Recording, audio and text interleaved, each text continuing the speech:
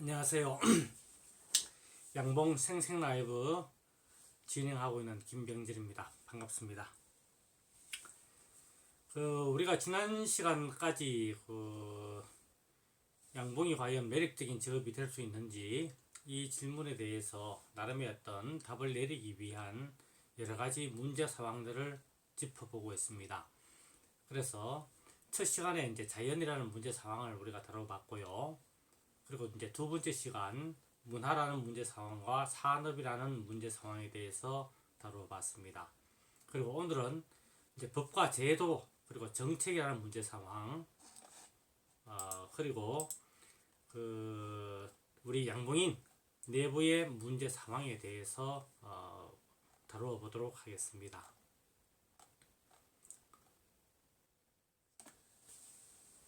자, 먼저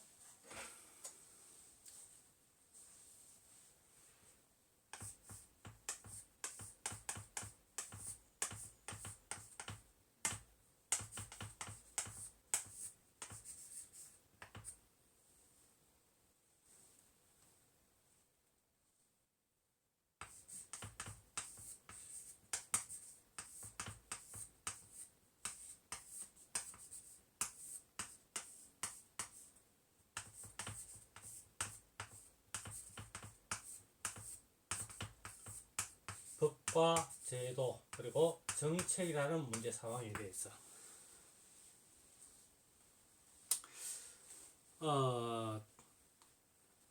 작년까지만 하더라도 이 양봉산업진흥법이 제정되기 전만 하더라도 우리 양봉업은 실제 축산업의 한 분야이면서도 이 마땅한 어떤 정부로부터의 보호라든지 지원들을 뭐 비공식적으로는 간접적으로 관행적으로 받아왔지만은 실질적인 어떤 그런 지원이라든지 그런 부분들은 아주 미미한 수준이었습니다.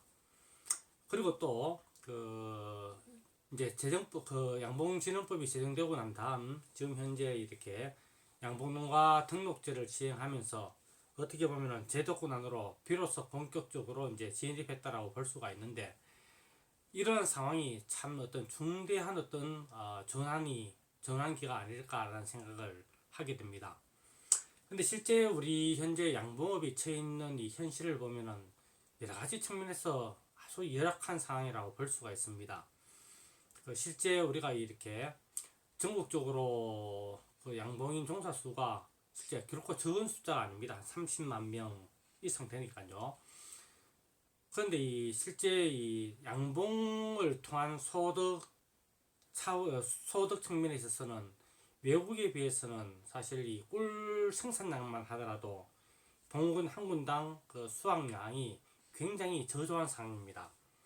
뭐 그 이유는 여러 가지를 들 수 있겠지만은 뭐 일단 어떤 계절이라는 이 우리 한반도가 아무래도 북반구에 이렇게 위치해 있다 보니까 지정학적으로 사계절이 뚜렷하다 보니까 실제 밀원이 되는 식물들이 다른 어떤 아열대성 기후에 있는 지역에 비해서는 상대적으로 꿀 생산량이 저조할 수밖에 없습니다.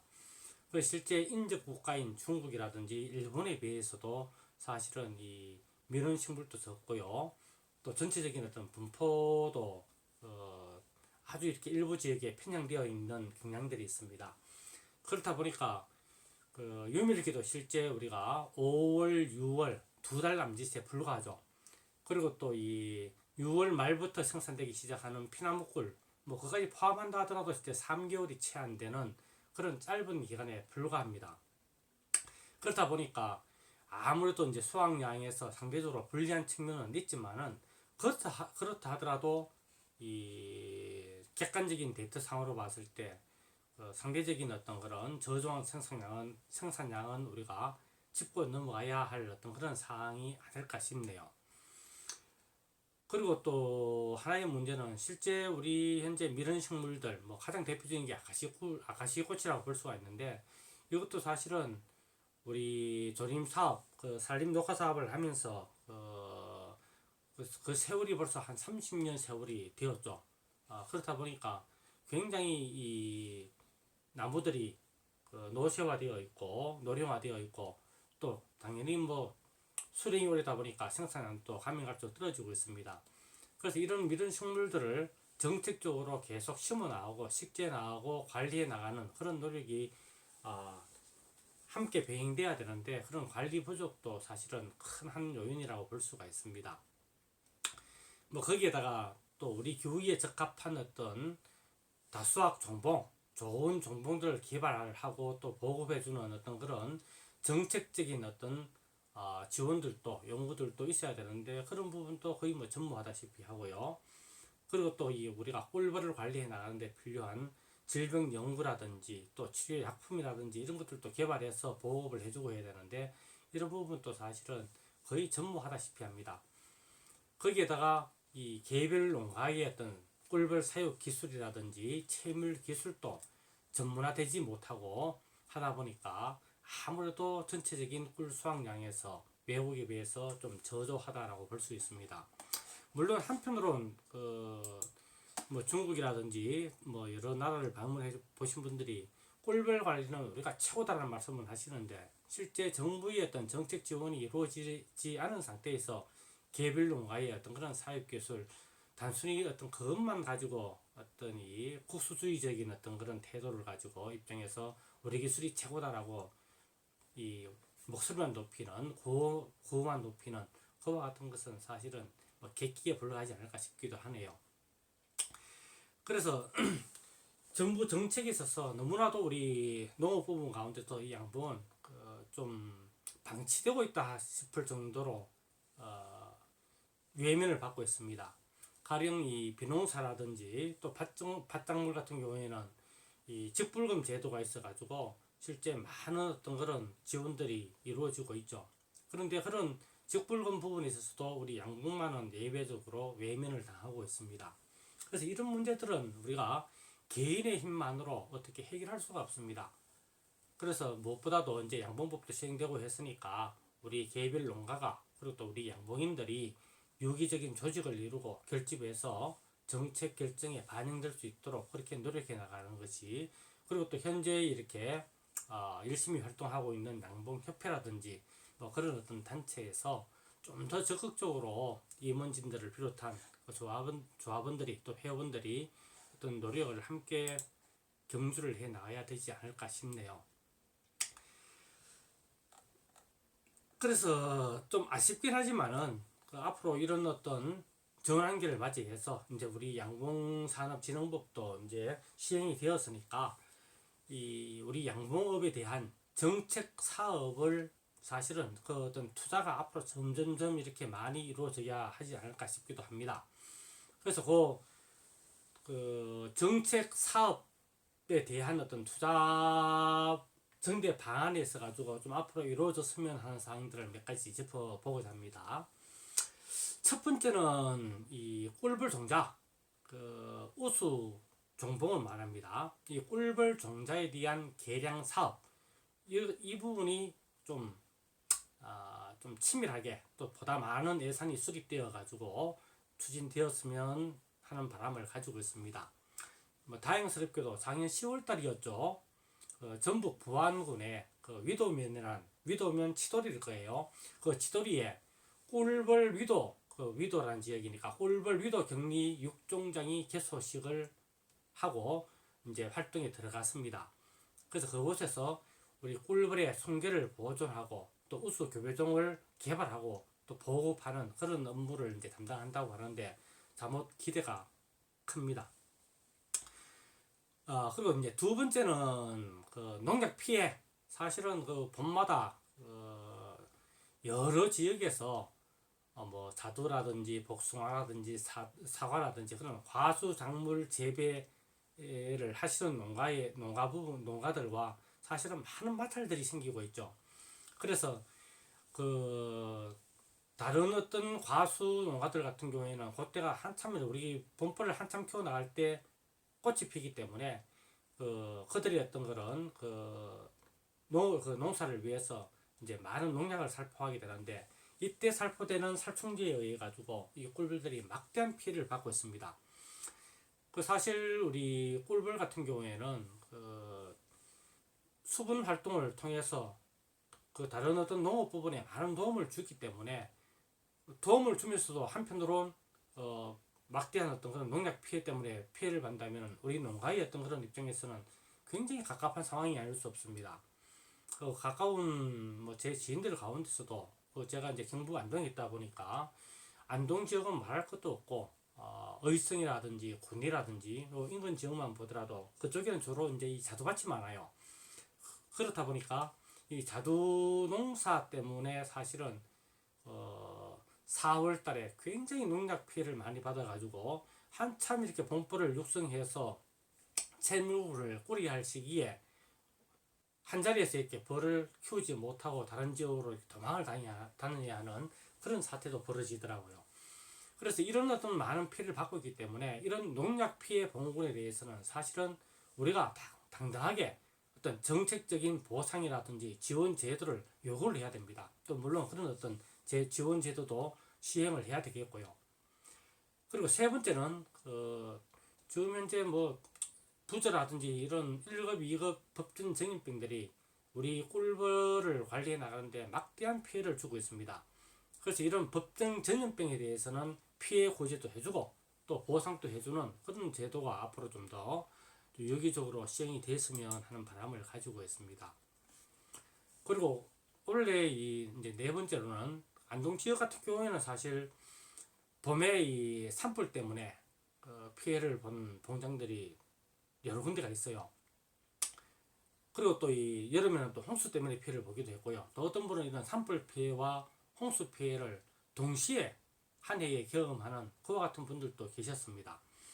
그래서 이런 자연재해, 산불이라든지 홍수, 그리고 또 원래 이 꿀 생산량이 굉장히 이렇게 저조했는데 이런 작황부진 이런 부분에 대해서도 사실은 농가 지원을 받아야 됩니다. 당연하게. 그리고 또한 보상을 당연히 받아야 되겠죠. 그래서 이런 보상 제도도 앞으로 우리가 요구하고 그리고 또 사실 정부 차원에서 뭐 시급하게 이루어져야 하지 않을까 하는 바람을 가지고 있습니다. 자, 그리고 다섯 번째는 이 양봉 농가의 소득 증대를 위해서 사실은 농업기술센터에서 여러 형태의 정기적인 비정기적인 어떤 교육을 하고 있습니다. 그래서 이런 부분을 좀 더 강화할 필요가 있지 않을까 싶네요. 하지만은 기존의 이 농업기술센터에서 이루어지는 이 양봉 교육을 보면은 너무나도 형식적인 예산 소진용의 어떤 그런 이론 교육에 거치는 경우가 많습니다. 그렇다 보니까 무엇보다도 이 양봉농가의 소득 창출이라든지 소득 증대를 위한 현장 교육 중심의 실무 교육이 더욱더 앞으로 강화되어야 하지 않을까 싶습니다.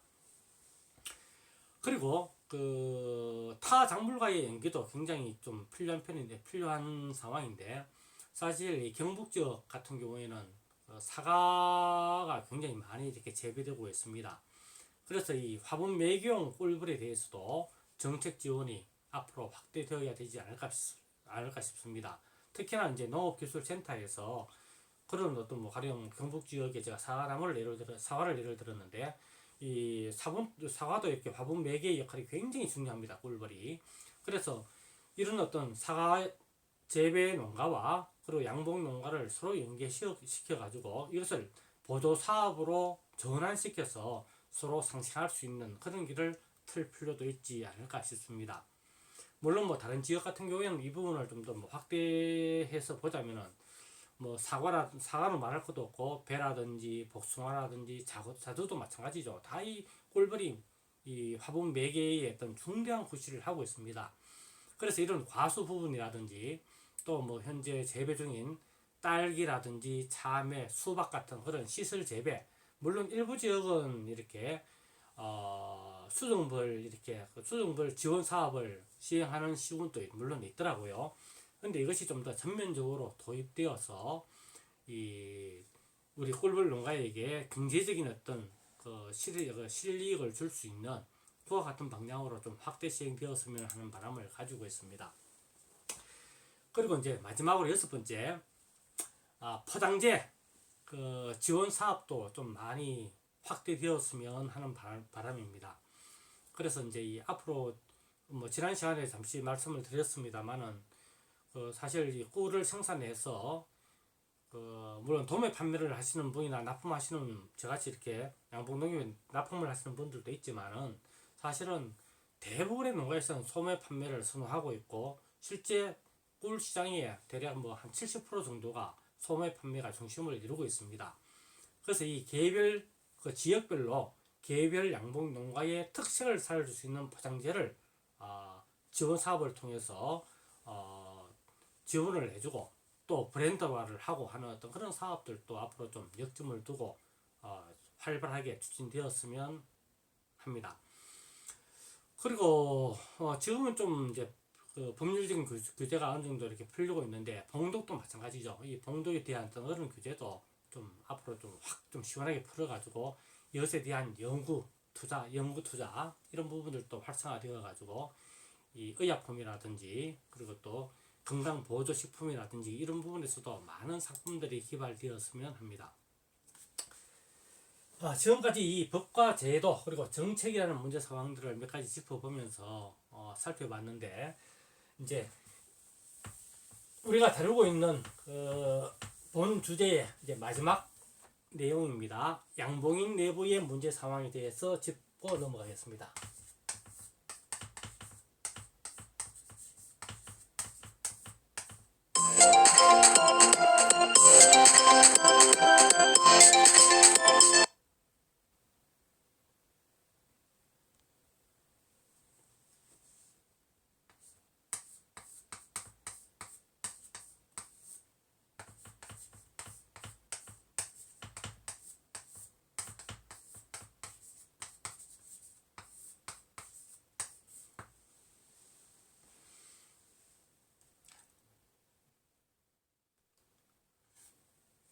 현재 우리가 이 지역에서 이제 양봉을 하자면은 뭐 상당수의 농가들이 양봉협회에 가입을 하고 있습니다. 그래서 이 양봉협회의 경우에는 우리 양봉인들 이 양봉 농가의 권익을 이제 보호를 하고 보호를 하는 것이 사실은 가장 큰 어떤 역할이라고 볼 수가 있는데 현재의 양봉협회의 어떤 그런 활동들이 그런 권익 보호라는 역할에 다소 좀 미흡한 부분들이 있긴 합니다. 하지만은 양봉산업진흥법이 시행되면서 사실은 이 양봉협회도 그 역할과 위상이 있어서 아주 중대한 기로에 서 있지 않을까 싶습니다. 그래서 뭐 제가 이런 부분에 대해서 말을 보태긴 좀 못하긴 하지만은 이 양봉협회 설립 본래의 어떤 그런 취지를 살려서 임직원들이 좀 더 좀 열심히 활동을 해 주셨으면 하는 바람을 가지고 있습니다. 그런데 제가 오늘 그 양봉인 내부의 어떤 문제 상황을 말씀드리면서 사실은 가장 아쉬운 부분이 양봉협회의 역할입니다. 사실 참 양봉농협의 그 역할입니다. 그 양봉농협 같은 경우에는 실은 이제 꿀벌의 주 산물이라고 할 수 있는 꿀 그리고 또 부산물이라고 할 수 있는 화분이라든지 그다음에 또 로얄 젤이라든지 프로폴리스라든지 등등의 여러 어떤 부산물들을 수매해주는 역할을 하고 있죠. 그렇게 수매를 해주는 이유가 우리 양봉 농가의 경제적인 아주 안정적인 영농 활동에 도움을 주기 위해서 양봉 농협이 만들어진 겁니다. 그래서 이 양봉 농협이 사실은 그렇게 그 주산물과 부산물을 이제 수매를 했다면은 이것을 이용해서 다양한 상품도 개발하고 다양한 포장재도 개발해서 판매에 아주 열심히 판매 활동에 힘을 기울여야 되죠. 그런데 사실은 좀 그런 부분에서 너무나도 좀 안일한 어떤 그런 홍보 전략 때문에 이 판로를 새롭게 개척하지 못하고 어떻게 보면은 좀 아쉬운 게 수미한 벌꿀을 매년 보면 양봉농가에 대파는 어떤 그런 행태들이 이루어지고 있습니다. 그래서 좀 양봉농협이라면은 그래도 큰 자본을 가지고 있으니까 새로운 수요를 이렇게 끊임없이 창출해 나가면서 이 벌꿀의 어떤 그런 공급량 조절을 할 수 있는 그런 기능을 맡아야 하지 않을까 싶네요. 그래서 올해도 사실은 작황이 굉장히 부진했습니다만은 작년에 반짝 이렇게 꿀 수확량이 늘어나면서 올해 아카시 꿀을 채밀하기 직전만 하더라도 올해 꿀이 많이 생산될 경우에는 수매 가격에 있어서 그리고 또 이 등급제를 운영함에 있어서 이 양봉 농가에게 피해가 돌아올 어떤 그런 우려들을 많이 하시더라고요. 그래서 그런 어떤 우려는 사실은 이 양봉 농협의 어떤 역할과는 서로 이 좀 배치되는, 어떻게 보면 참 아쉬운 어떤 그런 부분이라고 볼 수가 있겠죠. 이제 그리고 또 하나는 이 양봉 농협이 사실은 이 양봉 기자재 사업을 통해서 보다 싼 가격으로 우리 양봉인들에게 양봉 기자재를 공급하는 어떤 그런 역할을 하기 위해서 양봉 기자재 사업이 뛰어들었는데, 이 사업의 근본적인 취지를 외면하고 어떻게 보면 오히려 기자재 가격 인상의 주체 역할을 현재 하고 있기도 합니다. 뭐 지난 시간에 잠시 언급을 했다시피 소초각만 하더라도 지금 현재 이 가격이 20개 한 박스에 42,000원 하거든요. 이게 올 초에 작년 이맘때에도 물론 42,000원 선을 유지를 했습니다. 그랬는데 올 초에 이제 저희들이 저희 이제 밴드에서 소초광 공동 구매 사업을 하면서 32,000원까지 가격을 다운시키니까 뭐 의도했었는지 뭐 어떤지 모르겠지만은 소비자들의 어떤 이 조합원들의 불만들이 쏟아지면서 그 가격이 무려 6천원이 다운돼 가지고 36,000원에 판매가 되었습니다. 그러다가 또 흐지부지한 상태에서 다시 42,000원으로 은근슬쩍 가격을 또 올려버렸더라고요. 설탕도 마찬가지죠. 설탕도 이렇게 도매업자들 같은 경우에 아무래도 소매로 가격 사는 것보다는 가격이 최소 한 1,000원 이상은 싼 가격으로 도매업자를 통해서 설탕을 구매할 수가 있습니다. 근데 양봉 농협에서 이런 도매업자들의 영업 활동까지도 견제하는 그와 같은 좀 볼성스러운 그런 어떤 역할을 하기도 합니다. 참 아쉽더라 볼 수가 있습니다. 그래서 이런 부분에서 이 양봉 농협이 좀 본래의 어떤 설립 취지를 살려가지고 우리 양봉 농가의 안정적인 영농 활동에 기여하는 방향으로 좀 역할을 가져왔으면 하는 그런 바람을 가지고 있습니다. 그리고 이제 또 하나는 물론 뭐 양봉협회의 문제이기도 한데, 그 양봉협회에는 이제 각 시군 구별로 지회가 있습니다.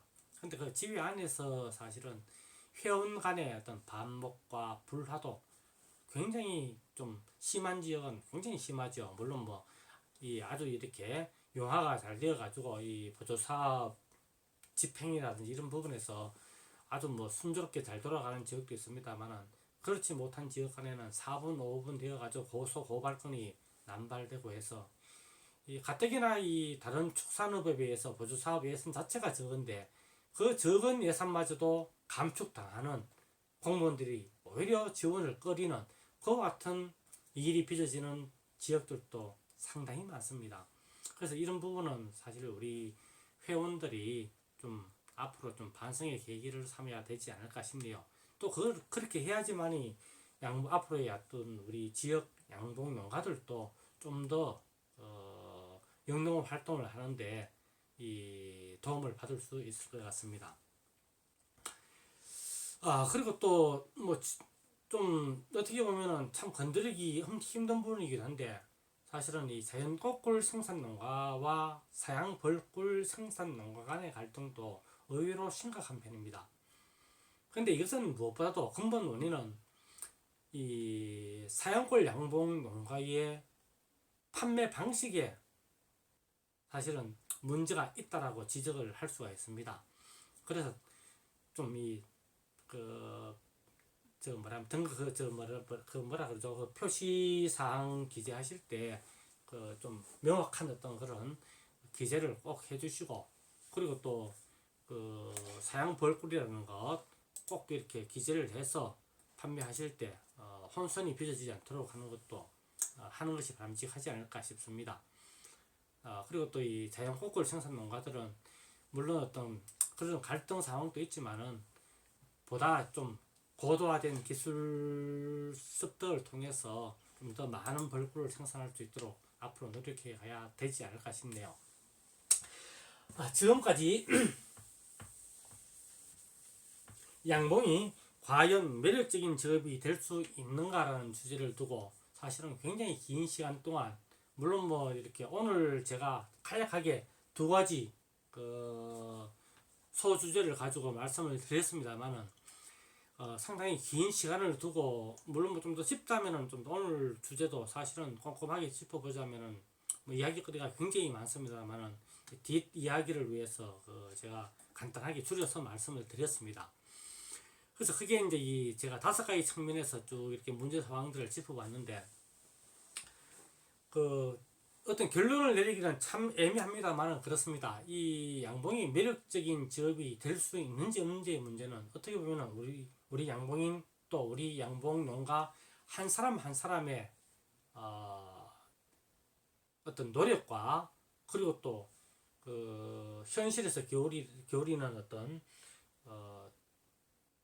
방향 설정 그리고 또 경영 전략 이런 부분에 따라서 얼마든지 그 가능성은 열려 있기도 하고 닫혀 있기도 하지 않을까 하는 생각을 하게 됩니다. 그래서 여러 가지 문제 상황들이 있긴 하지만 실제 뭐 가장 그 중에서도 가장 큰 건 사실은 자연이라는 문제 상황이죠. 그래서 그런 부분들에 대해서는 사실은 충분한 기술 습득이 이루어지면 어느 정도 이렇게 극복을 할 수 있는 여지도 충분히 있기 때문에 무엇보다도 앞으로 이렇게 양봉을 하시면서 좀 나름의 경영 마인드를 가지고 그리고 또 자신에게 어떤 맞는 자신이 또 이렇게 그 지역에서 할 수 있는 경영 전략 이런 부분들을 구사하신다면은 이 양봉 산업이 꼭히 이렇게 사양 산업만은 아니라는 것. 또 의외로 보면은 의외의 어떤 큰 가능성도 얼마든지 이렇게 열려 있다는 부분들을 확인할 수가 있습니다. 그래서 좀 더 힘을 내시고 좀 더 열심히 이렇게 앞으로 이 양봉을 하셨으면 하는 바람을 가져봅니다. 예. 지금까지 이제 이 주제에 대해서 이렇게 말씀을 드렸고요.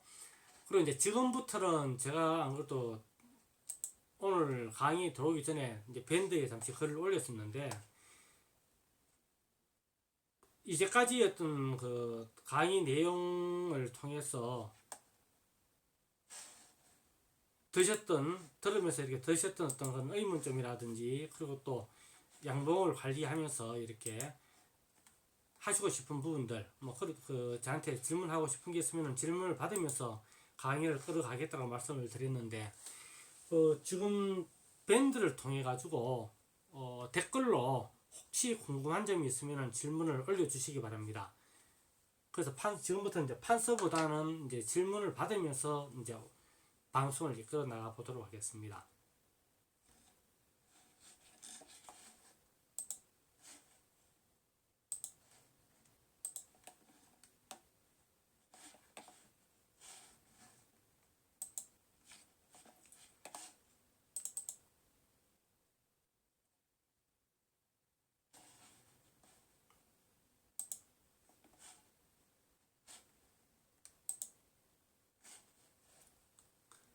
댓글이 잘 올라오질 않네요. 시간 간격 때문에 이런지 모르겠네요.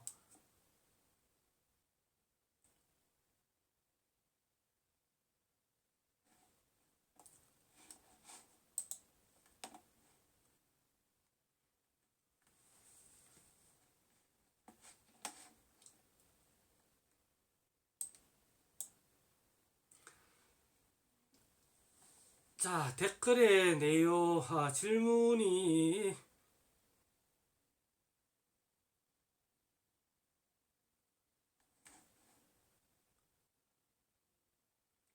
예, 권세용 선생님, 적산온도 몇 년 시행하시는지요? 라는 질문을 올려주시는데요. 이 말씀을 먼저 드리기 전에,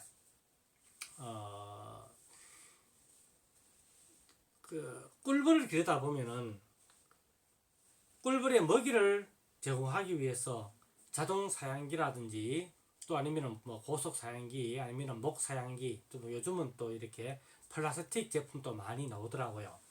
그래서 그런 어떤 사양기를 통해서 먹이 공급을 하다 보면은 꿀벌이 먹이통에 빠져서 죽는 경우가 상당 부분 나올 겁니다.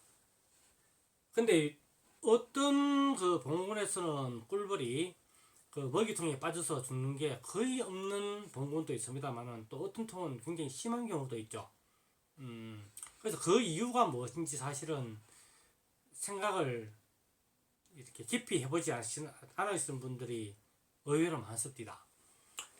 어, 제가 현재 관찰하고 있고 또 제가 알고 있는 바로는 꿀벌이 먹이통에 빠져 죽는 이유는 크게 두 가지 정도로 정리할 수가 있습니다. 첫째는 제가 이 꿀벌 관리에 있어서 굉장히 신경 쓰는 부분 중에 하나가 온도 관리입니다. 그래서 이 온도 말씀을 드리면서 제가 두 가지를 말씀드렸죠. 하나는 그 동태 온도, 또 하나는 정태 온도였습니다.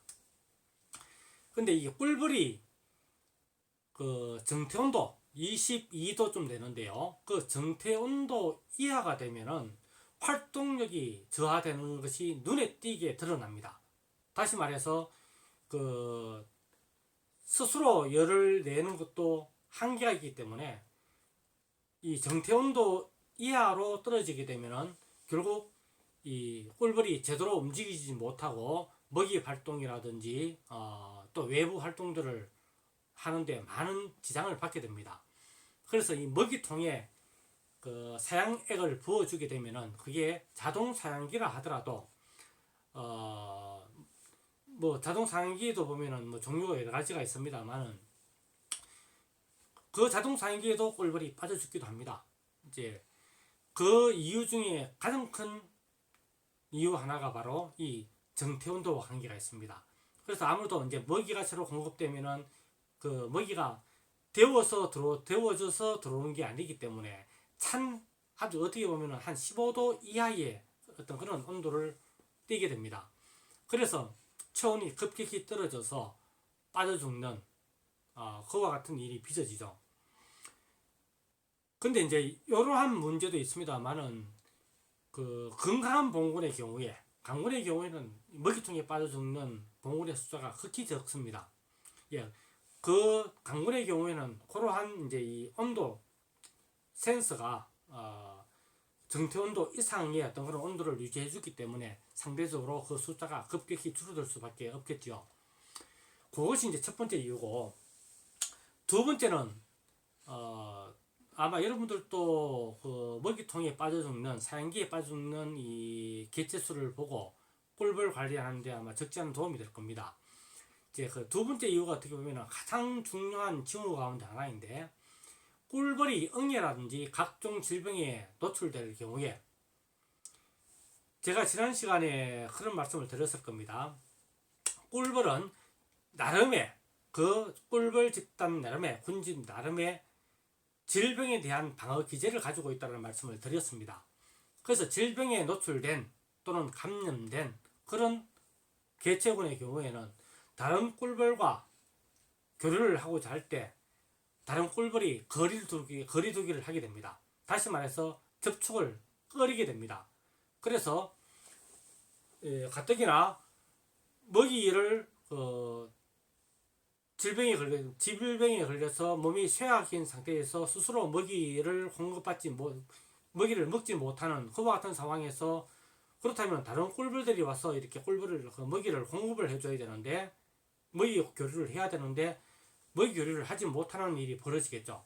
그래서 결국 그 꿀벌은 죽게 됩니다.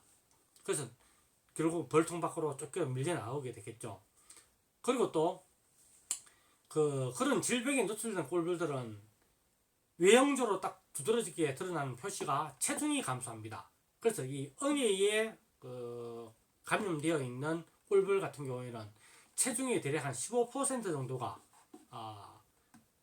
줄어들게 됩니다. 그래서 체력이 굉장히 떨어지죠. 계절에 관계없이. 그렇다 보니까 배가 고파서 먹이를 가지러 갔다가 결국은 그 먹이를 제대로 빨아먹지도 못하고, 다시 말해서 이 사양기 벽을 타오르지 못하고 그것에 빠져서 죽게 되겠죠. 그래서 이런 어떤 먹이통에 사양기에 빠져 죽어 있는 그런 꿀벌의 개체를 보고도 내 꿀벌이, 내 봉군이 응애에 어느 정도 감염되어 있는지, 또 질병에 얼마큼 노출되어서 병들어 있는지, 이런 부분들을 파악할 수도 있습니다. 자, 그렇다면 이제 이어서 그 권세용 선생님의 질문을 말씀드릴게요. 이 적산온도 몇 년 시행하시는 게 아니고요. 적산온도는 사실은 그 식물학에서 아주 오랫동안 연구되었고 또 오래전에 발표되었던 내용입니다. 그래서 그 개화 식물들마다 그 개화에 필요한 어떤 온도와 기간이 딱 설정이 되어 있어요. 그래서 그 설정된 온도 기일이 지나게 되면은 꽃을 피우게 됩니다. 그리고 제가 말씀드린 대로 아카시꽃의 경우에는 1월 1일부터 계산해서 880도씨가 되는 그 시점쯤 되었을 때 만개가 비로소 시작된다라는 말씀을 제가 드렸습니다. 질문이 충분히 된지 모르겠네요.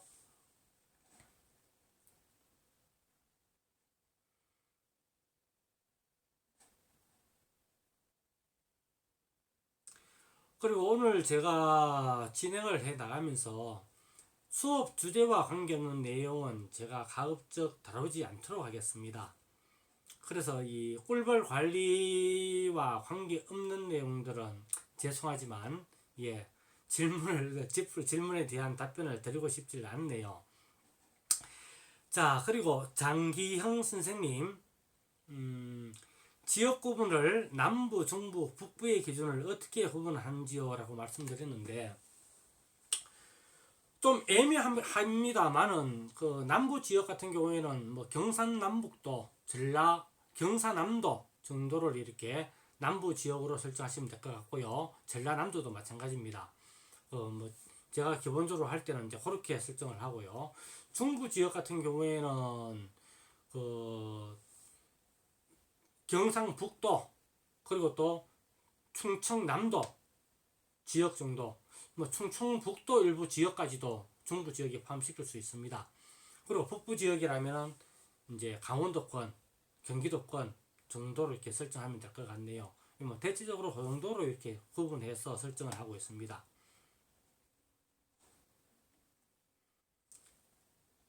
자, 그리고 강동진 선생님, 월동 온도, 이게 상당히 월동 온도를 물으셨는데 이게 상당히 좀 애매한 부분이 있습니다.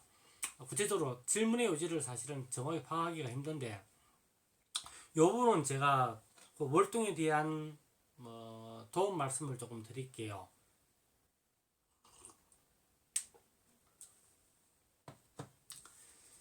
그 보통 양봉 농가에서는 뭐 지역에 따라 좀 차이는 있습니다만은 월동 포장이라는 걸 이제 하게 됩니다. 그래서 월동 사용이 끝나고 난 다음에 서서히 뭐 소문도 높여주시고 또 이렇게 보온덮개도 제거하고 해서 이 벌들이 봉구를 형성할 수 있도록 도움을 주게 됩니다. 안으로 점점점 밀착을 시키게 되죠. 그러면 보통 저 같은 경우에는 그 소설에서 대설 11월 말에서 12월 초쯤 해서 뭐 날 좋은 날 잡아서 응애 약 방제를 합니다. 그 응애 약 방제를 하고 뭐 필요한 경우에 이제 내부 포장을 하기도 하는데, 그 내부 포장과 같이 이제 다 관련지어서 말씀을 드릴게요. 그 뭐 여러 가지 뭐 유튜브라든지 밴드라든지 올라오는 글들을 보면은 내부 포장에 대한 이야기, 내부 포장, 외부 포장에 대한 이야기들이 참 이야기들이 분분합니다. 자, 그런데 가장 중요한 것은 포장이 중요한 것이 아니라 사실은 압축이 더 중요합니다. 월동이 들어가기 위해서는. 그래서 1차적으로 이 월동 사용이 끝나고 월동 준비를 하실 때 가장 중요한 것이 1번은 소비 압축이고요. 소비를 압축시켜 주시고, 두 번째 응애 방제입니다. 그래서 이 두 가지만 철저히 해주신다면 사실은 안에 내부 포장을 별도로 하지 않는다 하더라도 그 교우를 나누는 데는 큰 문제는 없습니다. 자, 그런데 문제는 벌을 키우다 보면은 항상 강군만 키울 수 있는 건 아니죠. 약군도 뭐 당연히 생겨날 수밖에 없고요. 그래서 그 약군과 강군이 조금 이렇게 관리하는데 똑같이 관리해서는 피해는 어디서 발생합니까? 강군은 문제 상황이 발생하지 않지만은 약군은 꼭 문제의 상황이 발생하게 되죠. 그래서 월동을 제대로 하지 못하는, 교구를 제대로 하지 못하고 봉군이 망치를 는 경우가 발생합니다. 그래서 그러한 상황을 제가 이제 설명을 드릴게요. 약군의 경우에 보면은 어떤 분들은 그 뭐 강군 약군 할 것 없이 이제 월동 포장해라 해가지고 아주 이 보온제를 많이 넣는 분들도 있습니다. 그런데 이제 그렇게 그 보온제를 많이 넣는 것은 옛날 방식이고요. 물론 이제 나무 벌통 같은 경우에는 그 스티로폼 벌통에 비해서는 좀 보온을 강화해 줄 필요는 있습니다. 하지만은 그것이 봄불 키우듯이 그렇게 꽁꽁 삶에서는 예, 이 습기로 인한 피해가 더 많이 발생합니다. 그래서 잘못된 방식의 어떤 과도한 내부 포장은 오히려 습을 발생시켜서 뭐 강군까지는 아니지만은 그래도 뭐 한 석 장벌 이상 되는 나름 알찬 벌이었는데 습 피해 때문에 봄불 시작할 때 아주 약건으로 출발해야 되는 경우에 따라서는 봉군 자체가 망치되는 경우도 경험할 수가 있습니다. 그래서 이 약군의 경우에는 아무래도 가령 두 가지로 나눠서 설명을 드릴게요. 나무 볼통의 경우에는 아주 이 강한 어떤 뭐 5매벌 이상의 어떤 봉군 같으면은 사실은 뭐 개포 정도만 덮어줘도 충분히 월동은 무리 없이 날 수가 있습니다. 그리고 또 봉국은 또 아주 탄탄하게 잘 형성이 되어 있죠. 그래서 뭐 그런 아주 이 의심이 많고 또 뭐 꿀벌에 대한 애정이 많으시다면은 나무 볼통의 경우에는 그 보온판 한 장 정도 꽂아도 충분합니다. 그리고 좀 더 뭐 충실하게 해주신다면은 이제 그 벽 쪽에 보온판 한 장, 그리고 또 사용기 넘어 보온판 한 장, 그 두 개만 붙여도 충분합니다. 안 해주셔도 굳이 상관없고요. 근데 이제 이 문제는 이 온실 속의 화초라는 말처럼 이 스티로폼 볼통이 사실은 습기가 굉장히 많습니다. 나무 볼통은 나름대로 이렇게 숨을 쉬기도 하고 빈틈도 있고 해가지고 바람이 이렇게 좀 들어오고 해서 공기 순환이 잘 되는데 이 스티로폼 볼통은 그렇지 못한 경우가 많죠.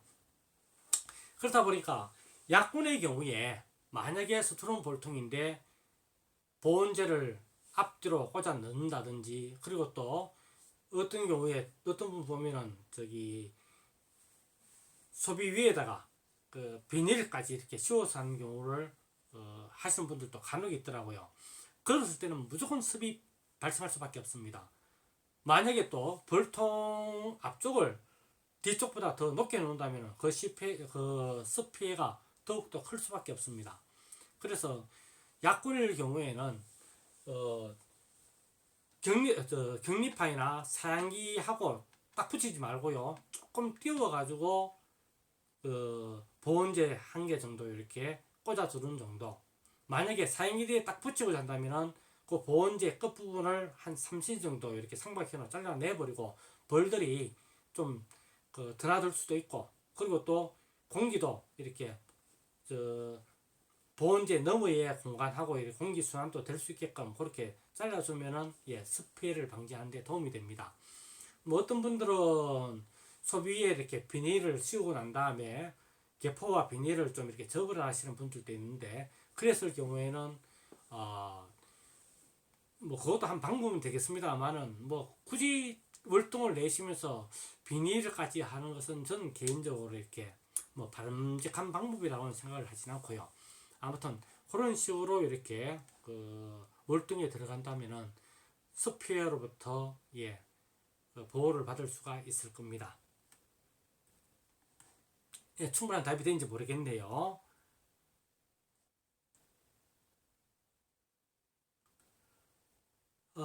그리고 김상복 선생님, 다행스럽게 질문이 올라와 주니까 그래도 조금 이렇게 수업 진행이 원활하게 되는 것 같습니다.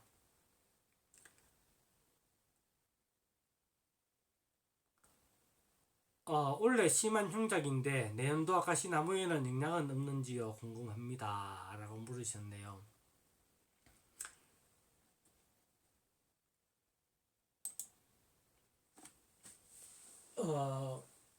과거에는 그 한 해에 이렇게 그 흉작이 되면은 그 이듬 해부터 해서 최소한 2년 내지 3년은 그래도 평년작 이상은 이렇게 꿀 수확을 하게 된다는 어떤 그런 말씀들을 뭐 저도 많이 들었고 또 뭐 체감적으로 그렇게 알고 있습니다.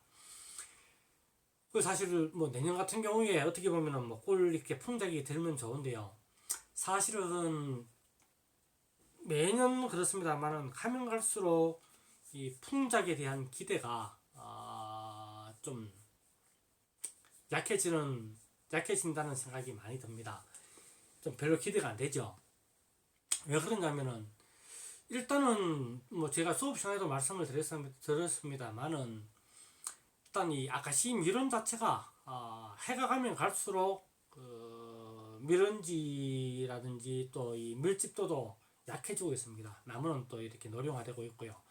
그렇다 보니까 전체적인 수확량은 자꾸 줄어들고 있는데 이 유입 인구는 자꾸 많고 또 경쟁은 치열해지고 하다 보니까 사실은 수확에 대한 좀 불안감들이 있습니다. 근데 지금 더 중요한 것은 기후적인 부분이 아닐까 싶네요. 지금 아무래도 거의 뭐 한파가 요즘 연일 이렇게 계속되고 있는데 제가 뭐 지지난달부터 올 같은 경우에는 제가 장기 예보 부분을 말씀드리면서 지구 온난화에 의해서 이제 북극 지역에 북극 쪽에 빙하가 녹는 것이 올해가 근 한 30년 만에 가장 많은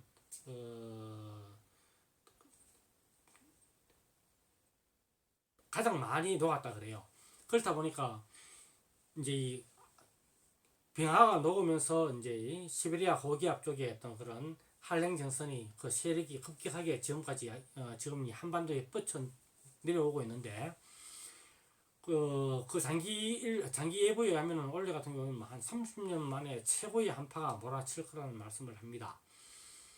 그렇다면 이제 이 한파가 얼만큼 강하게 뭐 몰아칠지 모르겠지만은 작년에 원래 이제 꿀 작황이 부실한 이유 중에 하나가 작년에 이제 겨울 날씨가 유난히 이제 따뜻하기도 했고 그리고 또 봄에 꽃샘 추위가 늦게 이렇게 오는 바람에 아무래도 이제 꽃대 성장에 많은 영향을 끼쳤다는 말씀을 드렸었는데 뭐 이 추위는 아마 웬만큼의 추위가 몰아친다 하더라도 우리 현재 식지되어 있는 아카시나무는 벌써 이 우리 풍토에 맞게 적응이 되어 있기 때문에 큰 피해는 없을 거예요. 그래서 내년 날씨만 제가 앞서 말씀드린 것처럼 그 꽃샘 추위가 너무 늦게까지 이렇게 기승을 부리지 않는다면은 뭐 무던한 수확량은 예상할 수 있지 않을까 싶네요. 아무튼 뭐 좀 기후 조건이 좀 원래보다는 좀 나아졌으면 하는 바람은 있습니다. 예, 질문 감사합니다.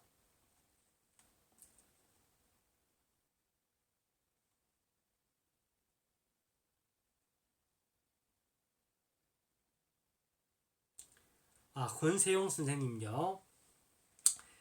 질병 발병시된 봉군 전량 폐기 처분하는 것이 최선이라고 하셨는데, 예, 조금 제 말씀을 곡해를 하신 것 같은데요.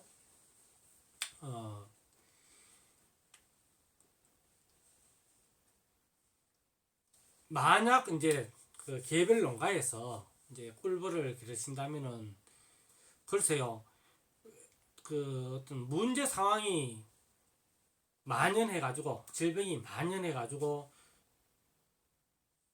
어떻게 구제할 방법이 없다면은 참 이거 전량 폐기하는 거 이거 상당히 문제가 됩니다. 왜냐하면은 봉건이 전 재산인데 우리 양분이에게는 이게 전 재산인데 이걸 전부 다 소각 처리한다. 이 말이 많겠죠. 그 문제가 많겠죠. 뭐 그럴 경우에는 그야말로 어떻게 보면 아주 극한적인 최악의 어떤 상황 설정이 아닐까 싶습니다. 실제 과거 부적병이 이제 국내에 들어와 가지고 양봉농가에 휩쓸고 지나갔을 때 처음에는 사실은 저는 모두 다 전량 소화하는 것이 원칙이었습니다. 근데 이제 이 치료 기술도 이렇게 발달을 하게 되고 또 이 항생제가 이제 개발돼 항생제 사용이 이제 보편화되면서 이제 치료하는 쪽으로 방향이 많이 돌아섰습니다. 그런 경우를 말씀드리는 게 아니고요. 건강한 봉군을 키워나가는 과정에서 간혹 눈에 띄는 몇몇 봉군들, 뭐 가령 뭐 예를 들어서 이제 석고가 이제 그 발병되는 것이 뭐 석고일 경우도 있을 수가 있고 부조일 경우도 있을 수 있겠죠. 그래서 대체로 보면은 그런 석고란지 부조들은 3, 4일쯤 되면은 눈에 띄기 표시가 납니다. 그래서 그런 봉군들은 그때 눈에 띌 때 그 봉군을 만약에 애지중지 해가지고 어떻게든 끌어올려가지고 꿀을 뜨고자 하신다면은 사실은 기대하시는 꿀도 소화하기 힘들 뿐더러 제대로 크지도 않습니다. 물론 이 석고의 경우에는 잘만 간수한다면은 또 이렇게 날씨가 더워지고 하면 여름철에는 석고가 한 순간 없어지기도 하죠. 하지만 또 가을 되면 또 발병합니다. 그래서 그런 어떤 일부 봉군에 대해서 애초에 특히 이제 부조 같은 경우에는 만약에 몇 개 봉군에서 부조의 기미를 느꼈다, 냄새도 나고, 그리고 또 이 봉판을 봤는데 그 애벌레를 물어내 가지고 봉판을 점검을 해보니까 죽은 애벌레가 삐죽하게 빠져나와 있다든지, 그래서 안에서 죽어가지고 이렇게 썩은 냄새가 난다든지, 산성 비린내처럼 역한 냄새가 대번 납니다. 코가 예민한 사람은 개포만 느껴도 사실은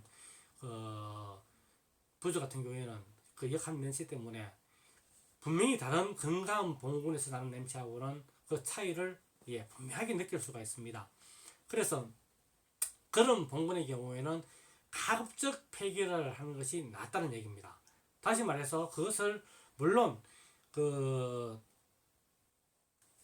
마이신을 처방을 해가지고 일시 이렇게 그 균들의 활동을 억제시켜서 치료를 할 수는 있습니다만은 문제는 그래도 그 균들이 계속 이렇게 그 볼통과 소비에 계속 이렇게 잔존되어 있기 때문에 특히 채물 과정에서 이 꿀을 뜨다 보면 어떻습니까? 채물 과정에서 소비가 다른 통으로 계속 이렇게 옮겨가게 되겠죠. 그러면 정문으로 그 부조균들을 확산시키는 어떤 역할을 하게 됩니다.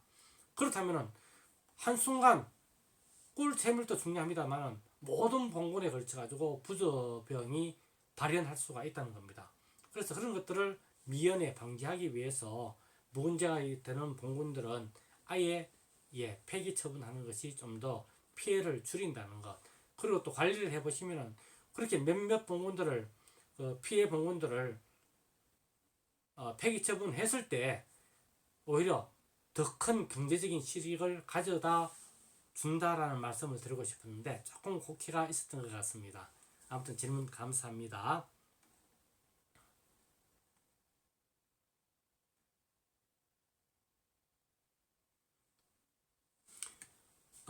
지금까지 이렇게 질문들 받고 있는데 아직 뭐 댓글에 다른 질문들은 올라오고 있지 않네요. 자, 그러면 한 10분 정도 잠시 쉬었다가 계속 진행하도록 하겠습니다. 감사합니다. 10분 후에 뵙겠습니다.